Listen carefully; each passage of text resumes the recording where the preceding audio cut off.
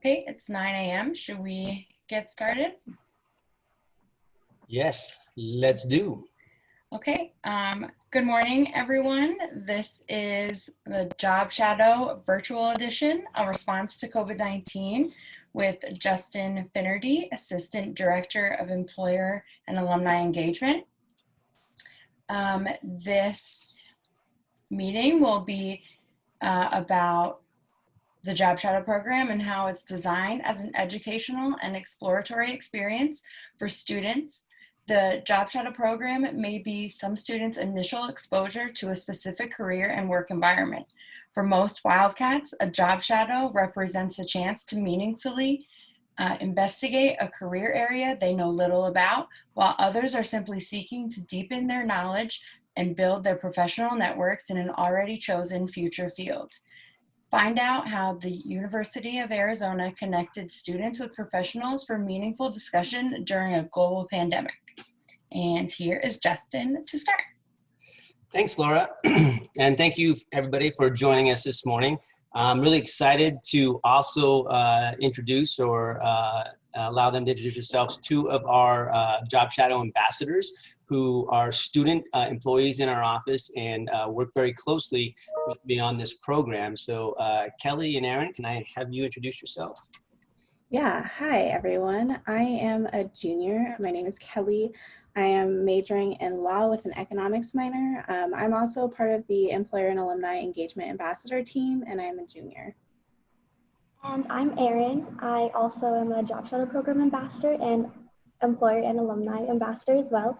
And I'm a public health and molecular and cellular biology major and a junior. Great, thank you both for joining us. And what we're going to do today is we're going to talk a little bit about the University of Arizona's Job Shadow Program. This is a program that we launched approximately 3 years ago. And then, amidst the global pandemic and the COVID-19 health crisis this past spring, decided to switch that program to an online virtual shadowing opportunity for students. So here's a little bit of the agenda that we're going to go through today. I feel like it's important to give you a little bit of a background in regard to where we were with the Job Shadow Program, how we were progressing, and the ways in which we were working with students for that program, and then what exactly happened and how we pivoted to create the virtual edition of this program and some of the logistics around that. And then actually can close out the session and talking with you a little bit about what our plans are for the future and how we would like to, what we've learned from this experience, and then how we'd like to continue to engage students in this way. So let's go ahead and get started. So first of all, we're going to start off with what is the Job Shadow Program exactly? The Job Shadow Program is a low-stake, high-value opportunity that connects students to employers. It encourages a lot of students to develop their professional communication skills and dive deeper into the world of networking. What's a great thing about the Job Shadow Program that it's a free program and it's available to all years and majors, including graduate students and international students. What happens during the program? So traditionally, job shadows are 4 to 8 hour in-person experiences with diverse employers and alumni in varied professions. Each shadow opportunity is unique to the host's individual role and day-to-day schedule, and there's also a lot of possibility for hosts and students to work together in customizing the agenda to the student's interests. And so let's talk a little bit about where we were. As I mentioned, we piloted our Job Shadow Program over winter break 2017-18, so that was December, January timeframe. We had 5 students that actually went out and had their first shadowing experience with us. It allowed us to really test our systems and the process that we had set up in order to make this program available to students. And so what we decided strategically was to run the Job Shadow Program over our university breaks. We didn't want classes to be a prohibitive factor for students to engage, because at that time, this was an in-person experience. As Aaron mentioned, it was a minimum of 4 hours to a maximum of 8 hours in one given day. But the advantages of running it over breaks were that students were oftentimes already traveling. They may be traveling back to their home states or hometowns for the break, and that allowed us the opportunity to really scale and expand the opportunities outside of Tucson, outside of Phoenix, and actually into other areas of the United States. So running it during breaks was advantageous for the student schedule and for the ability to travel. What we did is also, Handshake is the system which we utilize for all of our employment needs and career education process for students. And so we wanted to continue to utilize Handshake in the function that it serves, and that is providing opportunities, educational career opportunities for students. So when we would post these job shadow opportunities, they would be posted as a job in Handshake under the experiential learning job type. And you can see here, we would actually title it Job Shadow In, and then we would list the city and the location, the industry, Job Shadow In, industry, and then also city and state, so the student knew that as they were kind of perusing the list of opportunities. We talked with students about limiting their applications to their top 3 to 5 opportunities, recognizing that especially if travel was involved in this case, that it would be difficult for the students to travel to many places. And the fact that we did create this program to take place within a specific time frame, because it was couched in between breaks. There was, this travel opportunity, but we wanted to make sure that students were able to get to and complete these shadowing sessions. And then our staff is actually who completed the matching process on the back end. So students would apply for the job shadow opportunities they were interested in. Based off of our work with the hosts on the back end, we would know whether or not a host would take 1 student to shadow. Maybe they could take 2 students to shadow. We had some hosts that would take up to 10 students at a time for shadowing. I don't think, Aaron, Kelly, did we ever get up to having one company have that many? I know we had a couple that had 4, but I don't know if we ever had someone have actually 10 at one time. Yeah. Okay, but that was offered though. So our host did offer that. And so on the backside, it was our staff who would look at applications, review the students' information, because just like with an internship, we wanted to prepare these students for the application process. So they did have to submit a resume and a cover letter. And so did they customize that cover letter to this specific alum or to this professional that they wanted to shadow?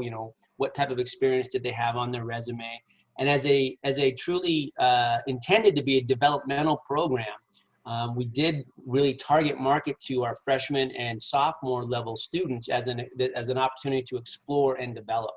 Though we quickly found that our seniors were ones that really took advantage of the program really quickly. So it was interesting to see. It took us a couple of iterations to really build up the freshmen and the underclassmen population in the program. Students were also then required to complete a mandatory student orientation. We wanted to make sure that students were prepared for their experience, that they understood expectations of them in regard to traveling to the organization, and then also a little bit about professionalism, dress, representing the University of Arizona. And it was at that time, once a student completed their orientation, that they were then provided with the contact information for that host so that they could make their connection, finalize the date and details of their shadow, and then go have that shadow during that time. Whoa. So why do students do this? What's the interest? Well, we've got 2 great students here with us today who both have shadowed, and they're going to tell you a little bit about why students do this. Yeah, so for many students trying to determine the career they want to go into, the Job Shadow program allows them to explore specific jobs in the industry they are interested in. A point we also like to highlight is that these shadows are not only an opportunity for students to confirm their career paths, students can also sometimes realize when an industry is not the right fit for them. And lastly, networking is such a crucial part of finding a job after graduation, and the Job Shadow program encourages those first steps in developing relationships with recruiters and people within the industry. Yeah, so a little bit about some student testimonials. I'm actually going to share my own experience. So I shadowed during the winter of 2019 session with the U.S. Department of Justice in their Housing and Civil Rights Division. While I was only there for a day, I got to meet so many individuals who had so much insightful advice about what it's like pursuing a career in civil rights law, which is what I still want to do today. I'm still in contact with my host, and he's continued to give me great advice about finding internships in DC and then about applying to law school in the future. And I also participated in the winter 2019 session. I shadowed at the Taos Pueblo Division of Health and Community Services in New Mexico. And I'm just really so grateful for how much the experience taught me about the collaboration it takes to positively impact health and how to create programs that really effectively serve communities. The insights the experience granted me into what public health looks like in practice has made me even more excited to continue searching for how I can fit and contribute to the field as a future professional. I see the question came in from Donna. Donna, we're gonna get to that. Great question. We'll talk about the solicitation and recruitment of hosts in just a few minutes. So moving on past the student, why would students do this, right? There's an opportunity to gain experience, understanding, knowledge about industry, and that networking piece as well. That's inherent in any time that you're out there, meeting with people. And so why do employers or hosts want to be involved in this? Why do alumni want to be involved in the Job Shadow program? Well, for the alums, for the Wildcats, it has a lot to do with engagement. It has a lot to do with, giving back and being their affinity for the institution. I talked with a number of alums who just enjoy finding ways in which they can remain connected to the institution and help other individuals, other Wildcats who may be seeking information that they can provide for them. But in addition to that, it also provides a great opportunity for employers to build pipeline and establish brand.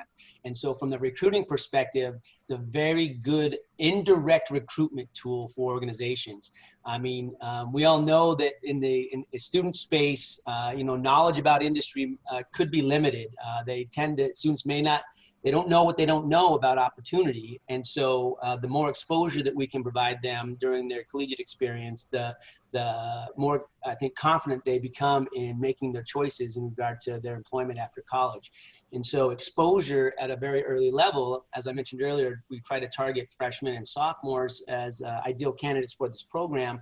We're able to help expand their industry knowledge earlier, and employers see that as a great way to build their brand at an earlier level with students, so that when it comes to internship application and ultimately full-time application, participating in a job shadow program is actually a very successful approach for organizations. We have seen direct correlation between students who job shadow to specific internship applications with organizations that they shadowed with. And so again, not just the ability to give back and provide information from the employer perspective, it is also a great marketing and indirect recruitment tool. So just wanted to give a brief listing of some of our past employers. We have employers in virtually all industries, across the United States. We have a high concentration, obviously, here in Arizona, but with alumni, distributed throughout the U.S. We actually even, and later I'll show a map of some of our locations. We actually have an alum in Thailand who has signed up for the program. We have not yet had a student travel to Thailand to visit him, but that's kind of the representation of the Wildcats, their commitment to wanting to be involved no matter where they're located. So let's talk a little bit about our engagement numbers and look at how the program was progressing. And then again, we're going to get right into our pivot here to the virtual piece. And so the pilot, as I mentioned, was winter 17-18. That we then launched spring of 18. And you can see we had approximately 115 students who applied to different shadowing opportunities.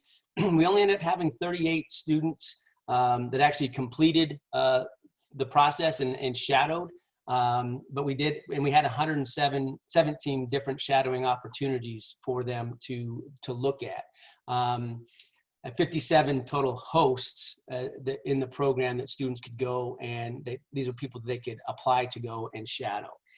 We continue to market, program, and solicit hosts. And the challenging thing with the host experience is that not all of our hosts are always available at the time that we're running the sessions.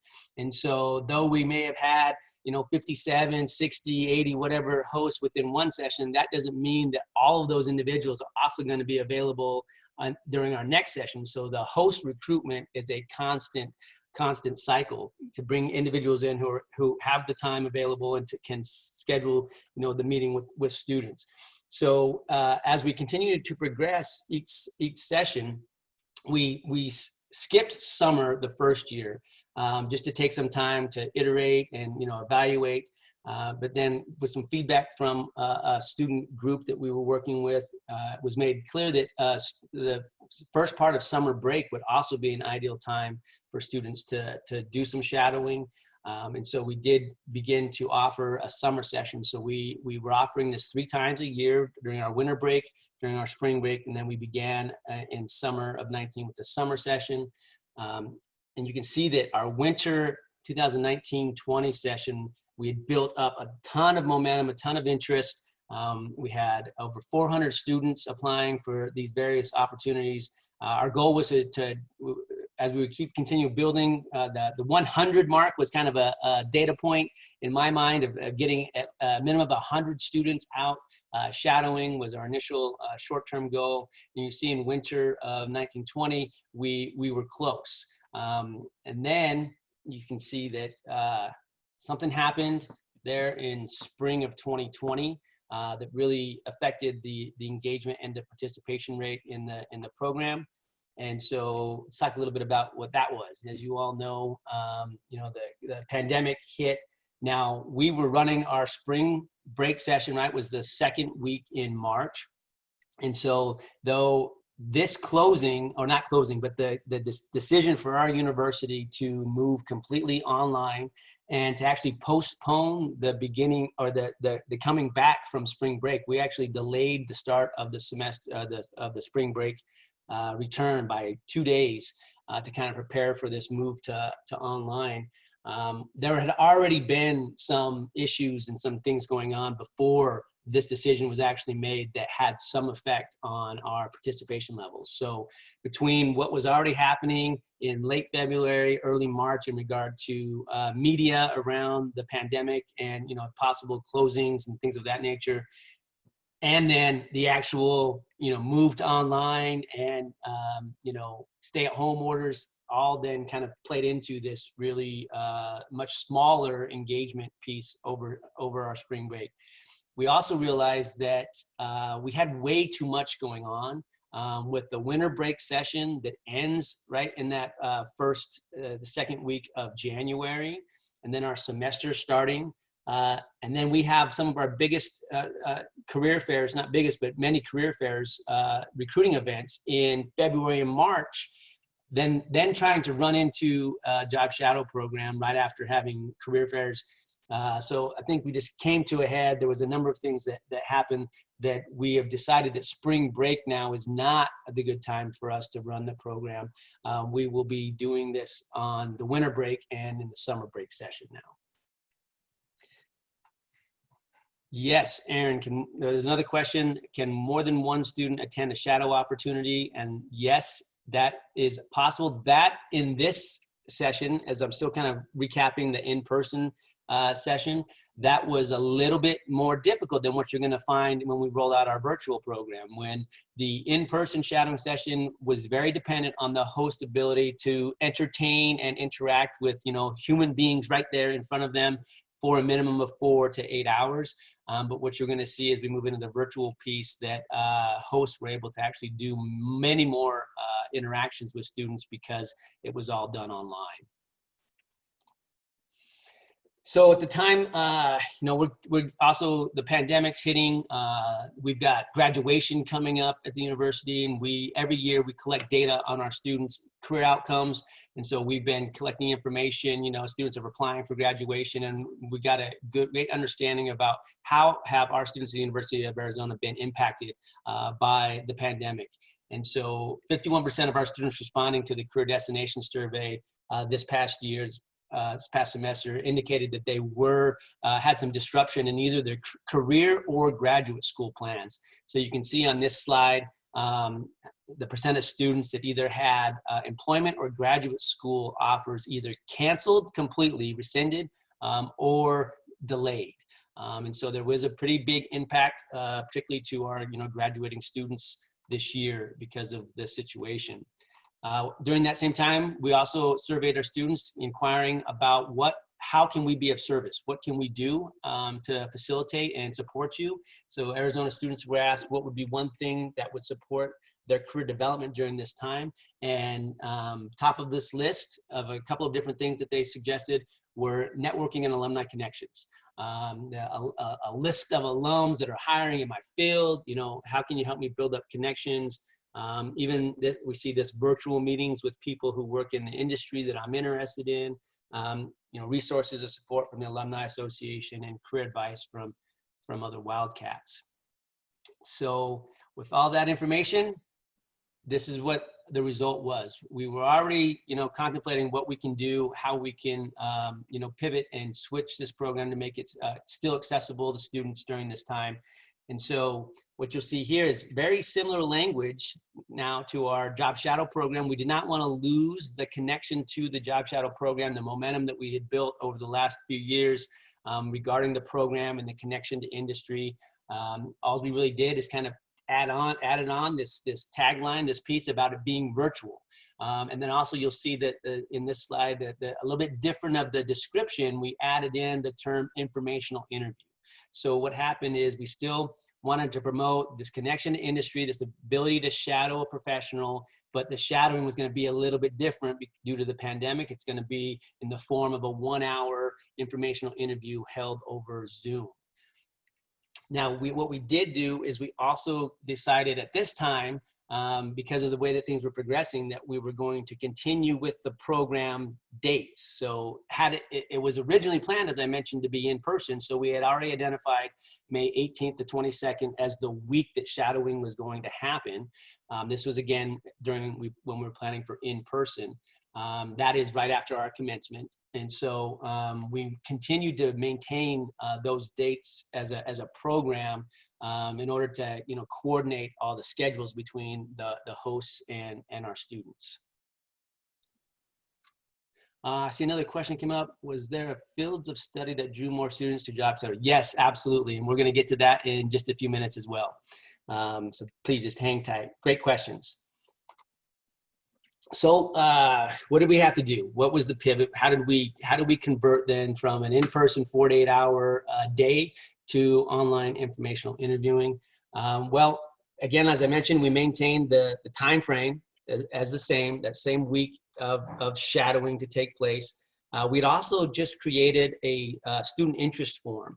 Student interest form is a way for students to express interest to us that they want to participate.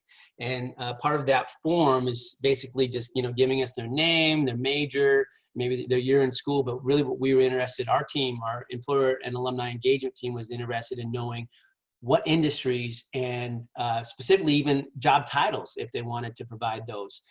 So we would allow them on this interest form to express up to 3 industries of choice and 3 job titles or occupations.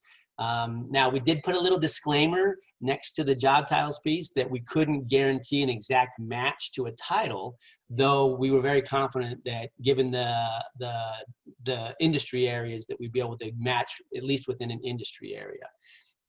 And then the University of Arizona provides enterprise level access to Zoom. So all students and staff, faculty have Zoom accounts. So even if a student hadn't used it already, we had a process and information in place for students to be able to create their own Zoom information or their Zoom account to schedule that meeting to have with that professional of their choice. Another question that just came up is, would you be willing to share your student interest form, and do you provide the information and your questions to the student, or do they create their own questions? Absolutely. I thought about putting that student form in this presentation, but it's really just a series of questions. It didn't look well. I can share that.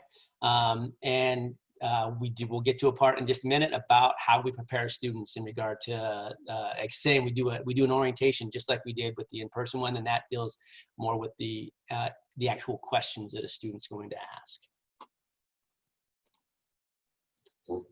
So this was just taken straight from our webpage. Again, we had to quickly change language and information about what the program was going to be, because we'd already listed that summer, session was, we had an in-person shadowing opportunities that were going to take place from May 18th to May 22nd. So we quickly changed the information to read more about how it would be virtual. That the summer session is going online, it's going to be virtual. Still, great shadowing opportunities. But these are going to be within specific dates of 1 hour informational interviews, and that students have to complete, again, a similar orientation piece so that we know that they're prepared, and then they're going to go and conduct their interviews during the week that we identified.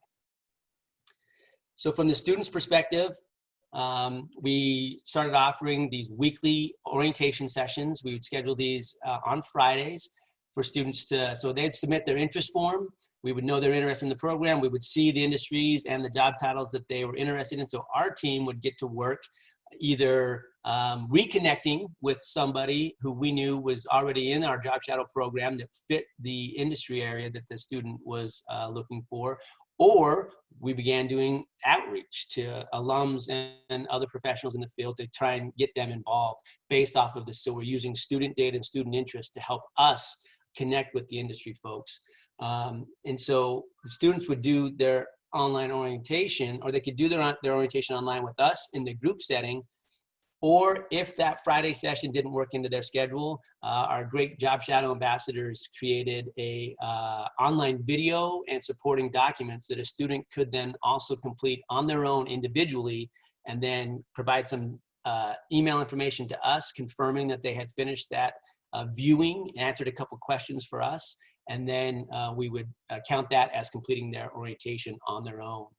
Once students did complete their orientation, we give them a label and handshake. Those of you that are familiar with handshake know how you can add labels to students, jobs, employers. So our job shadow postings, when we would post them, we would put a requirement on the posting that said the students had to have this label in order to apply.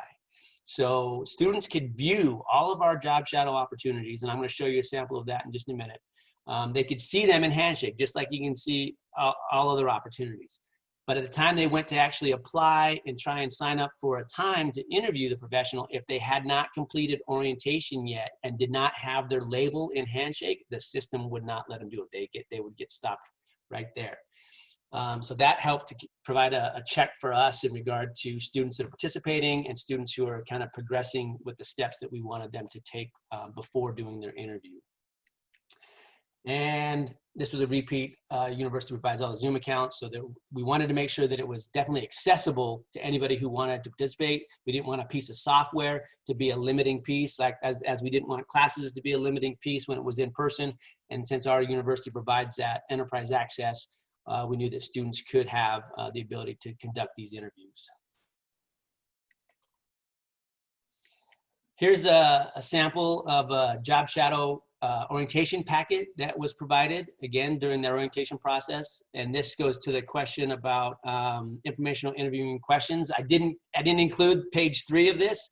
There's actually a 3rd page of this document, which is exactly to Donna's question about what do they ask? And so we do provide a sample list of potential questions, but because the experience is very unique to the individual, we didn't want to dictate really what a student should ask. We kind of oriented them to the process and help them to become a little bit more clear about what is it that you want to find out, like what type of information do you need to know. Here's some sample questions. If you want to pull from these, no problem, please do. We want to help you, but it's really about what is the information that you need to really make a more informed decision about this potential career path.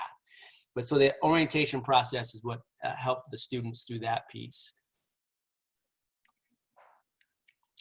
Kelly, Aaron, I've been going pretty fast. Anything you want to jump in and say about orientation? Yeah, I think you covered it all. Great. So then we moved to a question earlier again about the actual opportunities. So how did we solicit and sign up the alums and the professionals? to be involved in this program. Well, what we started with, as I mentioned earlier, is we started with previous hosts. So over this session, since launching in December 17, January 18, we have built a database of alumni and friendly professionals who have participated in the Job Shadow program. That list is just under 300, around 270 professionals, again, all across the United States, with one in Thailand. And so that's the group that we started with. We immediately went to that group and, thanked them for their previous involvement in the in-person Job Shadow program and the importance of their experience in that program, and inquiry as to, would you be interested and available to move this online and be interviewed by students about what you do, understanding that this was during the stay-at-home orders. And so would that be okay for you to do, within your home environment or whatever environment you are now finding yourself in, but still be able to answer questions for students about, the work that you do. We also work very closely with our Alumni Association, and the Alumni Association put out an announcement through our Bear Down Network, requesting and talking about this opportunity, amidst a global pandemic and, a crisis, a situation that a number of our students are, receiving, have offers rescinded, internships canceled. What a great opportunity for an alum to give back and get involved and, provide some information and education to a fellow Wildcat. And so we actually received more new signups as we began recruiting for the virtual program. You'll see some data in a minute. We had just about 81 hosts, 81 professionals involved. 54 of those were new recruits. So from the initial list, we did yield some continued engagement from the folks that were doing the in-person. But this program going online actually really expanded our connection with alums across the United States as well.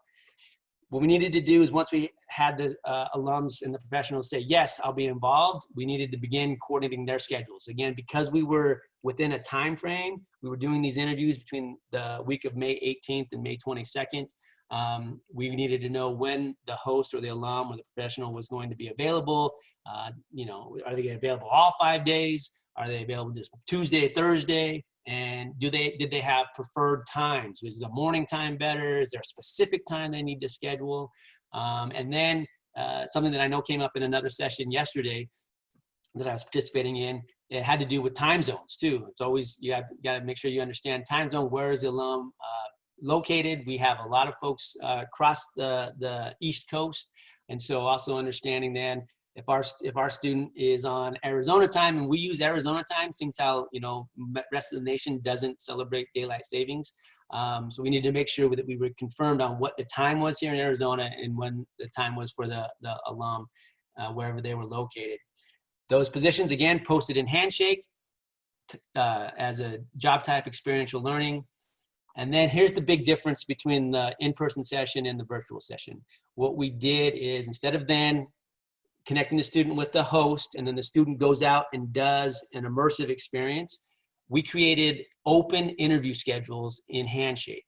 So, and the only restriction, as I mentioned to you earlier, is that label. So the student, having gone through orientation, we've prepped them for the experience, provided them with questions. We even provided them with a template email that they could use to do outreach to their professional. So after we felt they were prepped, then they had, and we gave them that label and Handshake, then they had the ability to go in and they could put themselves on any of the open schedules that they wanted. Again, we did ask to limit that to 3 to 5 opportunities so that other students could continue to be involved in the program. Not very many students, took advantage of this. I did have one student sign up for 10 interview slots. I talked with her later and we narrowed down her interests and talked about what she was really involved in, and we got her down to 4. I had, I had one student complete 6 interviews. So there were some very motivated students who wanted to do a lot. And because these now were not 4 to 8 hour full day experiences regarding travel, there was a lot more flexibility in being able to do more and connect with more people. So this is what it looked like for the student in Handshake. So it does show up as a job posting, right? And so in this case, this was a job shadow. Oh, and I do need to back up. I should mention that we, during the course of our planning and implementation of this program, we did find out that the term virtual job shadow program is a trademark term. So we made that mistake in the beginning by calling this a virtual job shadow program. You'll see here that the title now is job shadow. We put virtual in parentheses because, again, we wanted to maintain that connection to our overall shadowing program, just making this quick pivot for this one session in the summer. But yes, we had to change the title that it's not a virtual job shadow program because that was trademarked. But what we did here with these job postings, you can see we would include who the professional was, and we would ask as we're signing these individuals up, you know, if you want to share your LinkedIn with us, that's great. So we can put that in so that students can do their due diligence, do their research beforehand. We also ask, you know, what might a student learn from you? What might you be able to offer a student? This is information that we collected as we're signing these hosts up. So the hosts too, or the alums, have a form that we have them fill out, like the student interest form. There is one for the hosts and the professionals to tell us, you know, the information that we need in order to create this posting. So who they are, LinkedIn information, what students would learn, and then, you know, probably most importantly, when. What was their availability during this week of time that we're doing these concentrated informational interviews. So student sees this. If the student has already completed their orientation piece, they have their label in Handshake, and then they're able to go right into the open schedule. This is what the open interview schedule looks like to a student in Handshake. This particular student dropped their resume and put themselves on the slot at 11 a.m. on May 21st. So that was her slot that she chose to interview this physician's assistant out of Fresno, California. You can see, as the student saw during the sign-up piece, that there was all these other times available as well. You can see the ones that were already taken by other students, and you can see that there was still one slot available on May 22nd at 11 a.m. that had not been taken. So again, this provided more flexibility for students to choose times. And it actually provided a layer of complication, because within Handshake, students can flip times around. They can exchange times with each other. So there was a level of administrative oversight to make sure that, you know, we have the right times for the right students for the right professionals. But it did, as you can see, this one professional, her name's Callie, she actually ended up being interviewed by 7 students during this program. She was one of our most popular, the physician's assistant.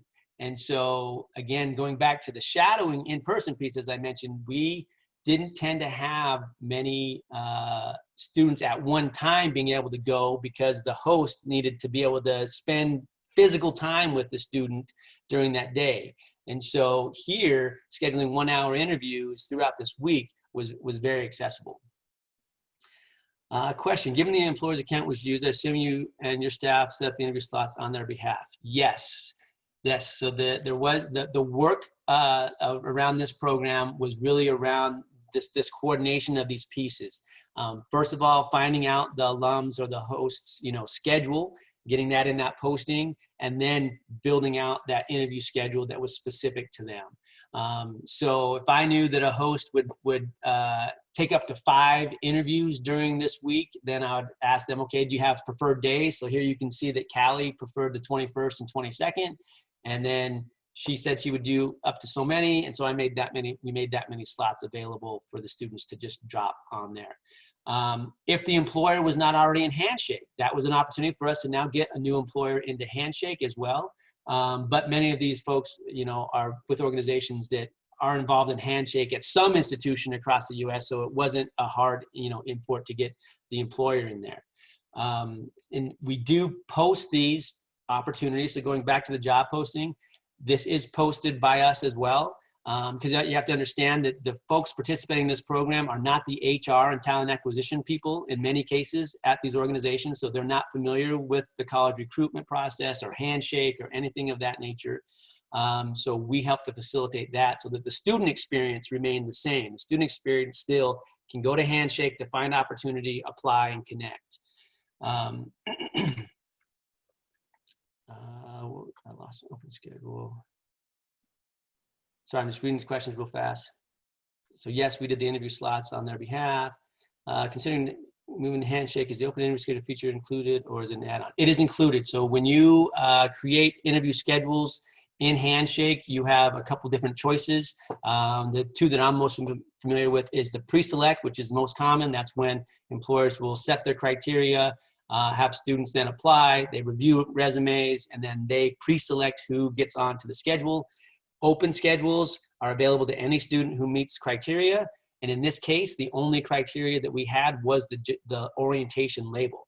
We didn't want to restrict by major or anything because of it as a truly exploratory program. If you were an accounting major and you wanted to interview an engineer, we weren't going to stop you from doing that. So your requirement was to go through the orientation so that we knew that you were prepared to have that conversation with the alum. I'm just going to take a break request and look at these other questions. Was there a way for employers to restrict the type of student who signed up for the? No. So yeah, I think I just hit that. From the employer perspective, and again, that's part of the communication piece in working with the hosts and working with the employers, that as an intended developmental experience, we are not wanting to restrict the engagement opportunity by the student. Their desire to want to learn about an industry, again, being fully upfront with the students during orientation, one of the first things we tell them is that this is not a job interview and you are not to ask for a job. We make that way clear. So coming from that perspective, we want to make sure that our employers and our hosts also understand that this is an exploratory piece, though you may use it as a way to source a candidate and a student may want to try and use it to find out about opportunity. We are not promoting this as a direct recruitment piece. And so there has to be some flexibility in regard to, expansion of that knowledge and access to students. But yes, we do find in some cases, some employers really want that direct connection to a specific population. And so we have had requests to try and, target to a specific pool. I did have one organization who was an environmental and civil engineering outfit that said we would like to only, see students of this area. But again, in having this conversation about access to students and exploratory information, it's been well received by everybody. You reached out to an alum directly. Did you get permission from the employer? Yes. So the question is, when reaching out to alums directly, do you get permission from the employer to do this work in their profile? So from the employer perspective, again, in many cases, the companies were already in Handshake and already connected to the University of Arizona. And so really what we were doing is posting a position of the shadowing experience with the organization. And if the alum had to check with their company, sometimes they need to check, if they can do this, if they can participate, and if there's any type of proprietary information. I have one organization that did have to have students sign an NDA before conducting the interview. And so they work with HR on those issues. But in most cases, it was, not an issue, or there were no extra hoops for an alum or professional to be involved with this from their organization. All right, Rosalinda, I'll have to get to your question in just a minute. Let me move forward here. Looking at time. Whoa. All right, so this is what the result was in regard to engagement. So you can see after having that poorly engaged spring session due to COVID, other things happening with recruiting and activities on campus before the shutdown, we were able to have more students connect and interview more alum than ever before. So a total of 78 students completed their orientation process and were given that label in Handshake so that they could drop on or put themselves on any of these interview schedules. And those 78 students completed 149 interviews of professionals. So though we had a pretty big distribution of students who did just one interview with the professional, we had almost as wide of a distribution of students who did 2 or more interviews of different professionals.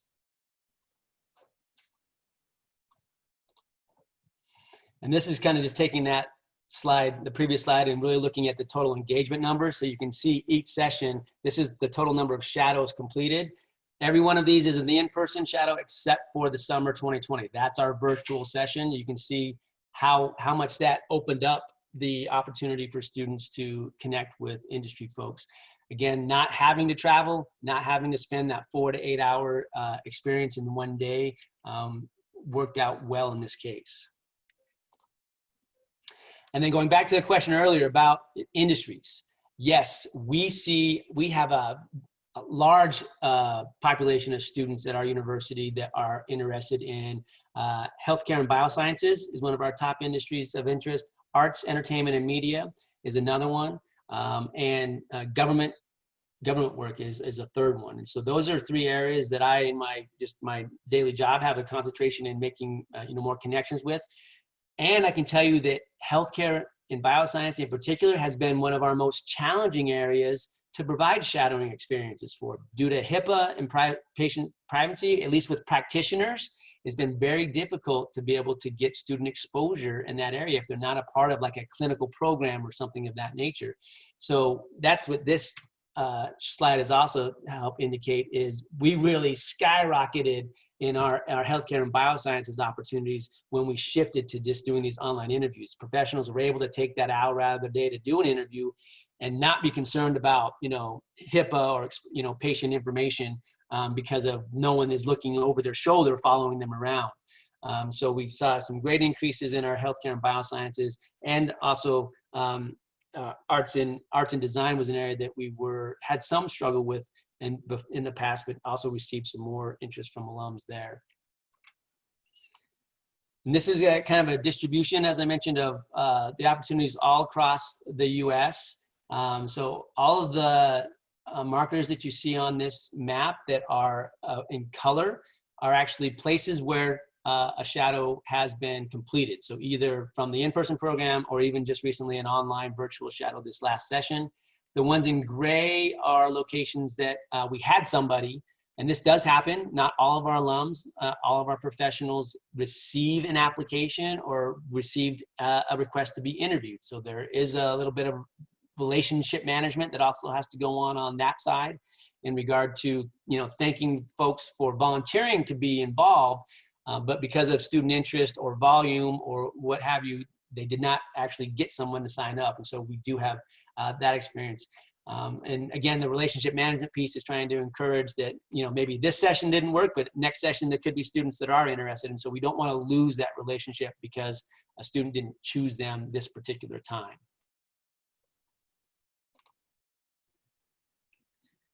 So next on the horizon, after this experience that went so well, and we saw how it was a little bit more flexible and it was able to expand more opportunities to students, we are looking at now creating this informational interviewing program on demand. So actually running something simultaneous and continuing our in-person session. We hope to be back to in-person come January of 2021. That's what we're planning for right now, is that students will be able to go and physically and immersively experience locations. But now simultaneously, we want to create and continue this program of on-demand informational interviewing. So rather than crouching it within a time frame that the student has to complete this, making this available for a student to be able to do it when they want to do it, almost 24/7. And so in doing so, we're taking the materials and everything that we created and creating a self-paced instructional process that students can go through. The orientation piece, as I mentioned before, will be part of that. Our office will still continue to facilitate experiences and even be able to recommend professionals, but we no longer want to keep it within that specific time frame. If the student wants to go out tomorrow and do an informational interview, we want to have that process in place. Now, understanding, anyone can do this at any time. we do know that our students like this facilitation. They enjoy that connection with us and us to help facilitate the process. So though anyone can do it anytime, we're looking at being able to create an experience that students will engage in. And it's going to be heavily involved with our alumni association and utilizing our Bear Down network, and moving all of our hosts and professionals that have been involved in the past into the Bear Down network, which the Bear Down network, and working with the Alumni Association, has specific required questions in the profile will the alum offer job shadowing? Do they have internships at their organization? And here, the starred one, will they be willing to answer industry-specific questions from our students? And so as an alum or employer, because we can't have friends of the institution in the Bear Down network, as they build out their profile here in the Bear Down network, we know who wants to be a part of this program and now can connect students in this way. What we wanted to do is we wanted to remove that administrative oversight that we took, and there was a lot of work, again, in creating those schedules and monitoring all those schedules. So we want to move it to on-demand, where a student can go into Bear Down network, search our population of friendly employers and alumni who want to answer industry questions and provide job shadowing, and then they can make connection right there through the Bear Down network. And administratively on the back end, this is what we can see, the messaging and the connections that are happening through the Bear Down network. So we have a student that wants to be in this program. They go through their self-paced curriculum and instructional piece. They then go through the Bear Down network to locate professional and make that connection, and we can see all that happening through our systems. And that is the future, based off of what we experienced this past summer in moving from online, or from in-person to online. And now moving forward, we want to get back to our in-person, because our students did express a small sense of loss in regard to not being able to travel and see and get that immersive experience during the in-person piece. But all of the feedback that we've been receiving from students who have participated did feel that there was a very valuable opportunity to learn industry information, connect with someone visually utilizing Zoom, but just not have that travel in-person experience. All right, let me review some of the questions. Kelly, Aaron, what else? Anything else you want to add? I think one thing that was really important about this virtual session was that a lot of people actually did lose their internships. And so it gave a lot of other people things to do and like ways to still engage in career development while COVID was happening, which I think was a great response. Yeah. I want to go back to Rosalinda's question was, how often are you measuring the success of these interviews with employers as well as students? And so the week following, so May 22nd was a Friday, the week following, we sent out evaluations to both the student population and to the employer population. The employer population was not, we did not have designated learning outcomes or anything like that through their survey. But for our students' experience, yes, we were asking them about how this experience helped them with their career confidence, how it helped them with their choices in decision making, and if they're likely to pursue an opportunity in this field. So through their post-evaluation piece, we try to tie into some of the learning outcomes and objectives for the program. And for the host piece, it's about their experience, any suggestions that they might have. And also we want to know, what is something that they gained from that opportunity. And their feedback has a lot to do with, again, that affinity for institution and being connected and giving back to a fellow Wildcat.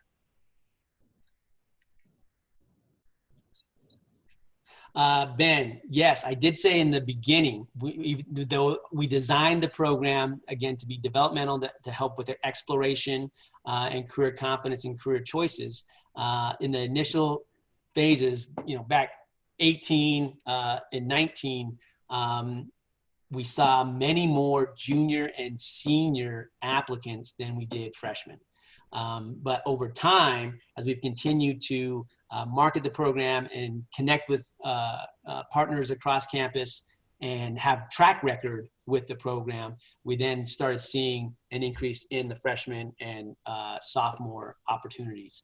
This session in particular, it was our juniors, the virtual session, and I should have put that slide in there.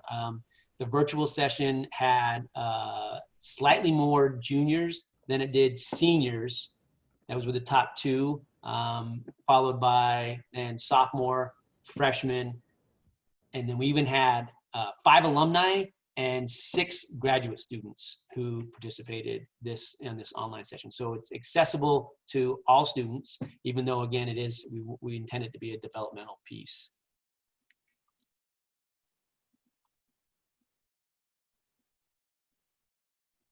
I have a question here about where the shadow experience in some cases conducted not in the professional's work setting. I mean, in regard to this virtual session, I don't believe that any of them were conducted in the workspace. We did have one alum that I know, if we go back to if you remember that, if you were here for the title slide, that was a screenshot of, let me go back to that. Screenshot, one of our alums took a picture of herself conducting the interviews with the students, and she used the virtual function of the screen. So here we go. This was one of our alums who's got the football field in the background. She's obviously not at the football field. I think this alum is the Midwest somewhere, maybe even back east. So no, none of the virtual pieces that I'm aware of actually happened in person's work setting. But yes, in the in-person piece, they were always taking place at the work location. In fact, we do restrict. We had some interest for some of our hosts in the in-person who had work from home or home office situations, and that initially has been kind of a little bit of a red flag for us. We want students to be able to go at large public spaces, and so at home, private locations were not places that we were having students shadow. But outside of that, yes, everything in person is at a work site. Another question, is the Bear Down Network a branded form of handshake or a different system that UA students use? It is a different system. So, and again, this was the thought along this right now, this process is, as I mentioned, Handshake, and as those of you who use Handshake are aware, is 90% talent acquisition, human resources, like people in HR who do recruiting. Occasionally you have that engineer who also does recruiting, or accountant that's also the recruiter or whatever. But most of those individuals are talent acquisition and HR folks. And so when we are connecting with the practitioners and the professionals and the doers, right, in the different areas, they're not necessarily prime candidates to have a Handshake account and to be in Handshake. They're not going to come to a career fair. They don't need to be getting our invitations to career fairs. And so there's this idea of how can we manage this alumni population that wants to work with us and wants to provide these valuable pieces of information and connections back to the institution, but have them in a system that's beneficial to all alums and to our students. And so that's why we're looking at now utilizing the Bear Down Network as the system then students can source. Very similar to LinkedIn. They can go to LinkedIn and source as well, but this is a university-supported system their alums want to be a part of. And so utilizing that as a first place for students to go to look for a connection. And that's a warm lead as well, because every alum or every professional who's in the Bear Down Network is there and filled out their profile and told us how they want to give back. So it's a warm connection versus a cold connection, but it is a different system than Handshake.